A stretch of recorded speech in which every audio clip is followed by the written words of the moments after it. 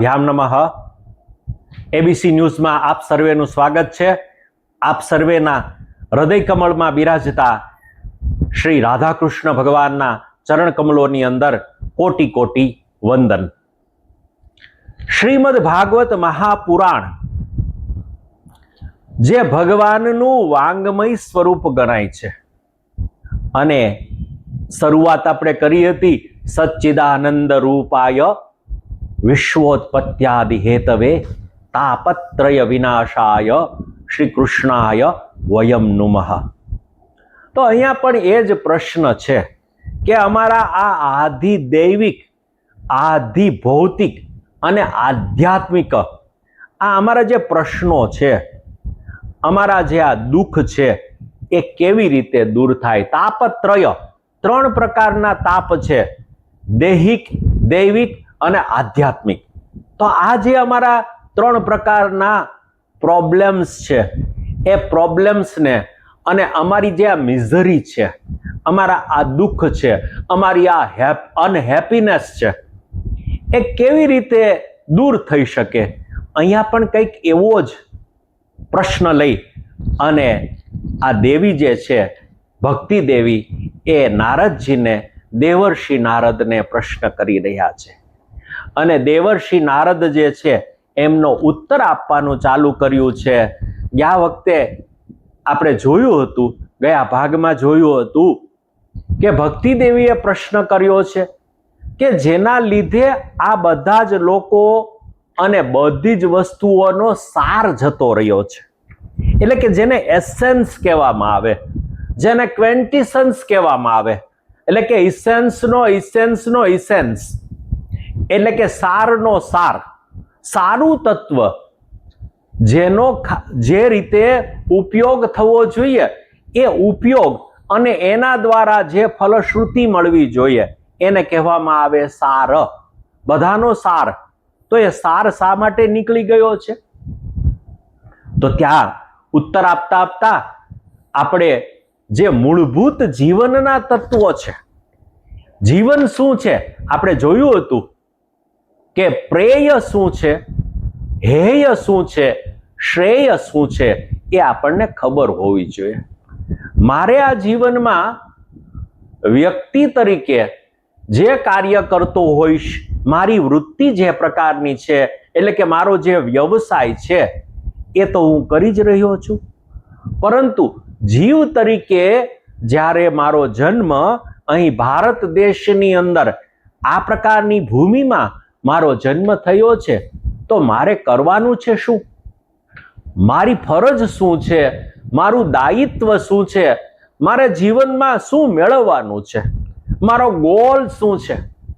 મારો એમ શું છે? મારું ધ્યેય શું છે? મારું ઉદ્દેશ્ય શું છે? શું ખાવું પીવું અને મજા કરવી આ પ્રકારનું છે મારું જીવન? મારા જીવનમાં ધર્મ છે કે નહીં? અને ધર્મમાં તો અનેક વસ્તુઓ છે। તો ત્યાં આપણને પૂછવામાં આવ્યું હતું કે શ્રેયસામ યદ ભવેત શ્રેયઃ મંગલાનાંચ મંગલમ। શ્રેય કરની અંદર પણ જે શ્રેય કર છે સર્વશ્રેષ્ઠ છે અને જે ઉત્તમોત્તમ છે, અને મંગલાનાંચ મંગલમ એટલે કે મંગળ કરવાની અંદર પણ શ્રેષ્ઠમાં શ્રેષ્ઠ જે મંગલ કરવા વાળું છે, ઘણું બધું મંગળ કરવા વાળું હોય। દાખલા તરીકે આપણું મકાન બની જાય તો આપણને મંગલકારી લાગે, આપણને સારી નવી ગાડી આવી જાય તો આપણા માટે એ મંગળકારી છે। એમ ઘણી બધી વસ્તુઓ આપણા જીવનમાં મંગળકારી લાગતી હોય છે, સીમિંગલી, એટલે કે એ દેખાય છે, અપિયર થાય છે, એટલે કે એવું લાગે છે। અપિયરન્સ અને રિયાલિટી વચ્ચે ઘણો બધો ડિફરન્સ હોય છે, તફાવત હોય છે, એટલે કે જે દેખાવ આપણને લાગતું સીમિંગલી અને ખરેખર જે રિયાલિટીમાં હોય, એટલે કે જે વાસ્તવિકતામાં હોય એના વચ્ચે ઘણી વખતે મોટો તફાવત હોય છે। અને જે આપણને સાર વાળું લાગતું હોય તો એ સાર ખરેખર સારયુક્ત છે કે નહીં, કે અસાર છે?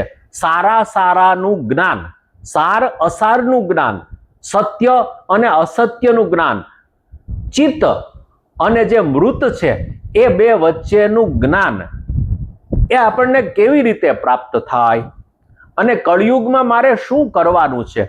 હું શું કરું તો મને ભગવત પ્રાપ્તિ છે એ સહેલાઈથી થઈ શકે? મારે શું તપ કરવાનું છે? તો તપ તો મારાથી થઈ શકતું નથી, મારી પાસે એટલો સમય નથી. મારે યજ્ઞ યાગાદિ કરવાના છે તો કે એના માટે પણ મને સમય નથી. મારે અષ્ટાંગ યોગ કરીને સમાધિ પ્રાપ્ત કરવાની છે તો કે મને એ પણ ફાવતું નથી અને એના માટે સમય નથી. We are running out of time. આપણે સમયથી બહાર, એટલે કે જલ્દી જલ્દી આપણો સમય વીતી રહ્યો છે.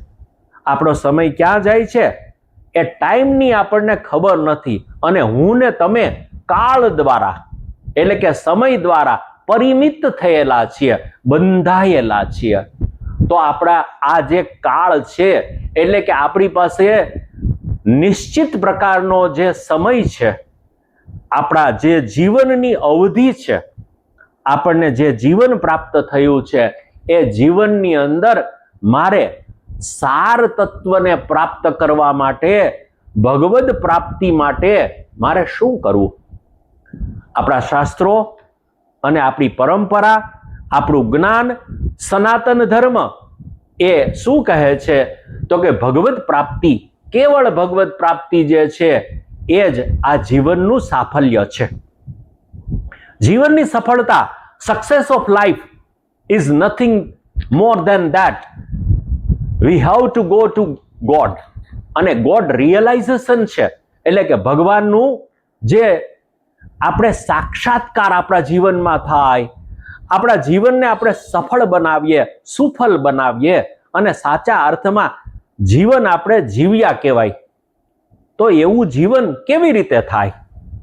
ત્યારે ઉત્તરમાં ભક્તિદેવીને દેવર્ષિ નારદ કહી રહ્યા છે કે અહીંયા આ યુગની અંદર યુગના પ્રભાવના કારણે, કળિયુગ જે છે એના પ્રભાવના કારણે એ તપ, જ્ઞાન, વૈરાગ્ય, આ બધી જ વસ્તુઓ છે એમાં અડચણો આવે છે અને સમાધિ સુધી તો પહોંચી શકતા નથી. ઓળી સમાધિઓના પણ કેટલા પ્રકારો છે. એમાં નિર્વિકલ્પ સમાધિ, સવિકલ્પ સમાધિ, આ સમાધિઓને સમજવું, અષ્ટાંગ યોગને અનુસરવું, તપને અનુસરવું. તપ પ્રમાણેનું મારું શરીર નથી, મારું મન નથી અને મારી પરિસ્થિતિ નથી. તો આવું જે ગડમથલ વાળું આપણી જે પરિસ્થિતિ છે કળિયુગની અંદર, એમાં એનો નિવારણ શું છે? એવો સરસ મજાનો ઉત્તર એ દેવર્ષિ નારદ ભક્તિદેવીને આપી રહ્યા છે અને કહી રહ્યા છે કે જે ફળ તપથી મળે, જે ફળ આપણને સમાધિથી મળે, જે ફળ યજ્ઞ યાગાદિથી મળે, અન્ય યુગોની મળે, એ યુગોની જેમ આ કલિયુગની અંદર આપણને સાવ સહેલામાં સહેલો રસ્તો, બિલકુલ સિમ્પલ એન્ડ ઇઝી, સાવ સાદો અને સરળ જે માર્ગ છે એ ભગવાનનું કીર્તન છે, ભગવાનની એ નામ સ્મરણ છે. ભગવાનનું સતત નામ સ્મરણ કરવામાં આવે. મા મનુસ્મર યુયુધ્ય ચ મનમના ભવ મદભક્ત મદયાજી મામ નમસ્કુરુ. એ તું મારું સ્મરણ કરે રાખ, તારું મન છે એ મને આપી દે. અને મન જો તું મને આપી દઈશ, કારણ કે મને મનુષ્યાણામ કારણમ બંધ મોક્ષયોહો, કારણ કે મન જ જે છે એ મુક્તિ અને બંધનનું કારણ છે. તારું મન જે છે એ ભગવાન કે મને આપી દે. ભલે તારું મન ગંદુ છે, સૌથી ગંદામાં ગંદુ જે છે એ મન છે. અને મનની શુદ્ધિ કેવી રીતે થાય, ચિત્તની શુદ્ધિ કેવી રીતે થાય? આપણે શરૂઆતમાં જોયેલું હતું કે શૌનક ઋષિએ જે પ્રશ્ન કર્યો એના ઉત્તરમાં સૂતજી કહી રહ્યા છે. અને સૂતજી કહે છે કે એતદસ્માત અપરમ કિંચિન મન શુદ્ધ્યે ચિત્ત શુદ્ધ્યે ન વિદ્યતે. આ ચિત્તની શુદ્ધિ કરવા વાળું, આનાથી પર કોઈ સાધન નથી. કયું સાધન? સાધન હું ને તમે જે કરી રહ્યા છીએ તે. આ એબીસી ન્યૂઝ દ્વારા આપણે આ જ સાધન કરી રહ્યા છીએ, શ્રવણનું સાધન, એટલે કે આ જોવાનું સાધન. આપ મને જોઈ રહ્યા છો અને આપણે આ શ્રવણ કરી રહ્યા છીએ ભગવદ કથા. તો આ ભગવદ કથા છે એ જ મોટામાં મોટું સાધન છે. એ જ તો આ કળિયુગનું મોટામાં મોટું, જેના અંદર કોઈ પણ પ્રકારનું અનિષ્ટ ન આવી શકે એવું આ સાધન છે, એ છે શ્રવણ. કારણ કે નવધા ભક્તિની અંદર આ શ્રવણને સર્વશ્રેષ્ઠ ગણવામાં આવ્યું છે. શ્રવણમ કીર્તનમ વિષ્ણોહો સ્મરણમ પાદ સેવનમ અર્ચનમ વંદનમ દાસ્યમ સખ્ય મહાત્મ નિવેદનમ. તો આ નવધા ભક્તિની અંદર શ્રવણ ભક્તિ છે એ સર્વોત્તમ છે. અને શ્રવણ ભક્તિ અને કીર્તન ભક્તિ એટલે કે ભગવાનનું નામ સ્મરણ કરવું, એ જ તો આપણા બેડાને પાર ઉતારી દે છે. આપણને જ્યાં જવાનું છે એવા ગંતવ્ય સ્થાન ઉપર લઈ જાય છે. આપણને ભગવત સન્નિધિ કરાવી દે છે. આપણને મોક્ષ તરફ લઈ જાય છે. તો કેવલ કલૌ કેવલ કેશવ કીર્તનાથ એવો શબ્દ એમણે વાપરેલો છે. એકાકારમ કલિમ દૃષ્ટવા સારવત્સાર નિસ્સરમ વિષ્ણુરાત સ્થાપયિતવાન કલિજાનામ સુખાય ચ. કલિકાળમાં જે લોકો છે એમના સુખાકારી માટે, એમની વ્યવસ્થા માટે આ કળિયુગને પરીક્ષિત રાજાએ રહેવા દીધો છે, એને જીવંત રાખ્યો છે. હવે જે તમે પ્રશ્ન કરતા હતા, ભક્તિ દેવીને કહી રહ્યા છે કે પદાર્થા સંસ્થિતા ભૂમો બીજહીનુસ્તુષાયથા. એટલે કે જેમ ભૂસું હોય, જેની અંદરથી ધાન્ય કાઢી લેવામાં આવ્યું હોય, ફોતરા ફોતરા રહ્યા હોય, એમ અત્યારે બધા સાધનો થઈ ગયા છે. અને આ સાધનો જે છે વિપ્રેહી ભાગવતી વાર્તા ગેહે ગેહે જને જને કારિતા કણ લોભે ન કથા સારસ તતો ગતઃ. આ કળિયુગની અંદર બ્રાહ્મણો દ્વારા, આ દ્વિજ જ્ઞાતિ દ્વારા આ કથા છે એ ઘરે ઘરે કરવામાં આવે છે. કેમ કરવામાં આવે છે? કણ લોભે ન, એટલે કે મને અન્નની પ્રાપ્તિ થાય, મારી આજીવિકા ચાલે, અને એ વ્યાપાર દ્વારા મારા ઘરમાં પૈસા આવે, મને દક્ષિણા પ્રાપ્ત થાય. આવું જે મનની અંદર લઈને આ ભાગવતની કથા કરે છે, એટલે ભાગવતનો સાર એટલે કે કથાનો સાર છે એ જતો રહ્યો છે. કારિતા કણ લોભે ન કથા સારસ તતો ગતઃ. એટલા માટે કથાનો સાર એ નીકળી ગયો છે. અત્યુગ્ર ભૂરી કર્માણી નાસ્તિકા રૌરવા જનાહા તેપી તિષ્ઠન્તિ તીર્થેષુ તીર્થસારસ તતો ગતઃ. તીર્થની અંદર આપણે જઈએ છીએ તો બધા જ મોટા ભાગના તીર્થની અંદર લૂંટવા વાળા વ્યક્તિઓ છે. જે તીર્થો છે એ કળિયુગમાં તીર્થ રહ્યા જ નથી. અને ત્યાં શું થાય છે? અતિ ઉગ્ર ભૂરી કર્માણો, ભયંકર પ્રકારના કર્મ કરવા વાળા ઉગ્ર પ્રકારના નાસ્તિક લોકો છે, જે રૌરવા જનાહા, ખૂબ જ વિચિત્ર પ્રકારના આ રૌરવ જનાહા એટલે નીચ પ્રકારના જે વ્યક્તિઓ છે એ આ તીર્થોમાં રહેલા છે. અને તીર્થો ઉપર પોતે પોતાનું પ્રભુત્વ જમાવીને બેઠેલા છે, લોકોને આવીને લૂંટે છે. જે લોકો ત્યાં આવે છે એમને એ લૂંટે છે. એટલા માટે તીર્થના જે સાર છે, તીર્થનું પવિત્રપણું જે છે એ નાશ પામ્યું છે. તે તિષ્ઠન્તિ તીર્થેષુ તીર્થસ્થા સારસ્તતો ગતઃ. કામ ક્રોધ મહાલોભ તૃષ્ણા કુલ ચેતસઃ તે તિષ્ઠન્તિ તપસી તપસ્થારસ્તતો ગતઃ. તપની અંદર જે છે એ તપ જે કરી રહ્યા છે એને તો અનેક પ્રકારની ઈચ્છા છે, અનેક પ્રકારના લોભો છે, અનેક પ્રકારની કામનાઓ છે, અને એ કામનાઓની પૂર્તિ માટે તપ કરી રહ્યા છે, નહીં કે ભગવાનની પ્રાપ્તિ માટે. અને એટલા માટે જ તપ છે એનો સાર પણ આ કળિયુગના પ્રભાવથી જતો રહ્યો છે. તે તિષ્ઠન્તિ તપસી તપસ્સારસ્તતો ગતઃ. મનશ્ચાભયો લોભાદ. એ આગળ વાત કરે છે કે ધ્યાન યોગ જે છે એ ધ્યાન યોગ કલયુગ માટે યોગ્ય છે જ નહીં.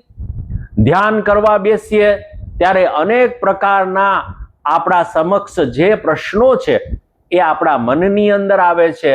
મન આપણું શાંત નથી, ચિત્ત આપણું શાંત નથી અને એ ચિંતાઓથી ઘેરાયેલું છે. સતત ચિંતાઓ થઈ રાખે છે. મનશ્ચા લોભ ભયાદ, આપણી અંદર ભય છે, લોભ છે અને એટલા માટે જ આ ધ્યાનનું કાર્ય એ આપણામાં થઈ શકતું નથી. નહીં વૈષ્ણવતા કુત્ર અત્ર, અહીંયા વૈષ્ણવતા ક્યાંય પણ આપણને જોવા મળતી નથી. એવમ પ્રલેતામ પ્રાપ્તો વસ્તુ સ્થાર સ્થળે સ્થળે, આ રીતે સ્થળે સ્થળની અંદર આ વસ્તુનો સાર છે નીકળી ગયો છે. અયમ તુ યુગ ધર્મો હિ, હવેની લાઈન બહુ મહત્વની છે. આ તો યુગ ધર્મ છે. આગળના ધર્મ યુગો હતા અને આ કળયુગની અંદર આ તો યુગ ધર્મ.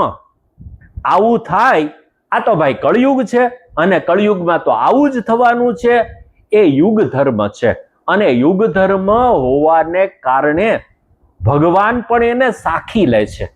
કારણ કે કળયુગની અંદર આ પ્રકારના દૂષણો અને આ પ્રકારનું નિસ્સારત્વ એ આવ્યા વગર રહેતું નથી. કલીના પ્રભાવ વગર આવું થઈ શકે નહીં. એટલે કલીનો પ્રભાવ છે, આ યુગનો ધર્મ છે અને એટલા માટે જ આવા દૂષણો એ પ્રવર્તમાન બન્યા છે. તો અયમ હિ યુગ ધર્મો હિ વર્તતે કસ્ય દૂષણમ, અને એટલા માટે અતસ્તુસ્તુ પુંડરીકાક્ષ સહતે નિકટે સ્થિત. ભગવાન અહીંયા પાસે છે, જોવે છે અને છતાંય પણ આ કલયુગના આ દૂષણોને દૂર કરતા નથી. કેમ કે આ તો થવાનું જ છે, આ તો ક્રમ છે. કળયુગની અંદર આ પ્રકારની દૂષણો આવવા એ તો ક્રમથી આવવાનું છે અને એ તો યુગનો ધર્મ છે, યુગ ધર્મ છે. જ્યારે આગળના એ બધા ધર્મયુગો હતા, ધર્મયુગ અને યુગ ધર્મ આ બંનેમાં તફાવત છે. એટલે કે અત્યારનો યુગ ધર્મ છે, આવું હોવાને કારણે આ જે છે આ પ્રકારના સાર તત્વો છે એ જતા રહ્યા છે. સૂતજી કહી રહ્યા છે, ઇતિ તદ્વચનમ શ્રુત્વા વિસ્મયમ પરમમ ગતાહા. ભક્તિ દેવીને આ વચનો સાંભળીને ખરેખર વિસ્મય થયો છે કે આ વાત તો સાચી છે. અને ભક્તિ રૂચે વચો ભૂય શ્રૂયતામ તસ્ય. એ શૌનક, હે શૌનક ઋષિ, સૂતજી કહી રહ્યા છે, નૈમિષારણ્યની અંદર કહી રહ્યા છે કે હે શૌનક, તમે સાંભળો.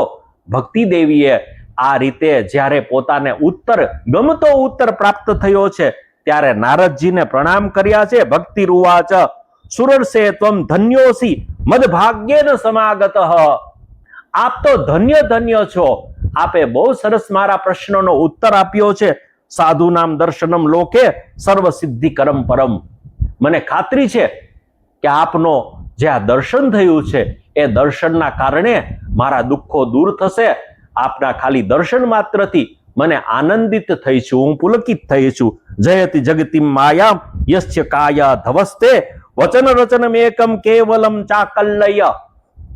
ધ્રુવપદમ અપી યાતો યત કૃપાતો ધ્રુવોયમ સકલ કુશલ પાત્રમ બ્રહ્મપુત્રમ નમામી.